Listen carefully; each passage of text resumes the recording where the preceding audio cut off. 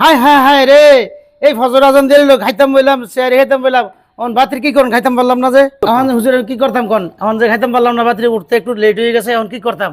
জি ভাই, আমাদের সমাজে প্রায় এমন হয় যে সেহরি খাইতে বসছে, বসার পরে বাইচান্স আজকে দেরি হয়ে গেছে, তো সেহরি খাইতে বসে কিছু খাওয়ার পরে ফজরের আজান চতুর্দিকে পড়ে গেছে।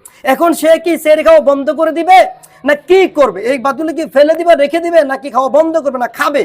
এই বিষয়টা কিন্তু অনেকেই ভুল করে। আজকে এই বিষয়টা আমরা জানবো, ভিডিও দেখা দিয়ে উপরে পাঠাই দেন না। এই ভুলটা কিন্তু লক্ষ লক্ষ মুসল্লিরা কিন্তু করে এই রমাজান উপলক্ষে, যে চতুর্দিকে ফজর আজান শুনছে মানে খাওয়ার বন্ধ করে দেয়। জি না, এই হাদিসটা রয়েছে আবু দাউদের 1350 নম্বর হাদিস। রাসূলুল্লাহ সাল্লাল্লাহু আলাইহি ওয়াসাল্লাম বলেছেন, যখন তোমাদের কেউ সেহরি খাইতে বসে হঠাৎ বাইচান্স দেরি হয়ে যায়, খাবার খাইতে বসে চতুর্দিকে আজান হয়ে যায় কিছু খাওয়ার পর, তখন সেই জন্য খাবারগুলো ফেলে না দেয় বা না খাওয়া বন্ধ করে না দেয়। অতএব তার যে হাজত, তার যতটুকু ইচ্ছা সেই খাবারটা যেন পূর্ণ করে তারপরে যেন শেষ করে।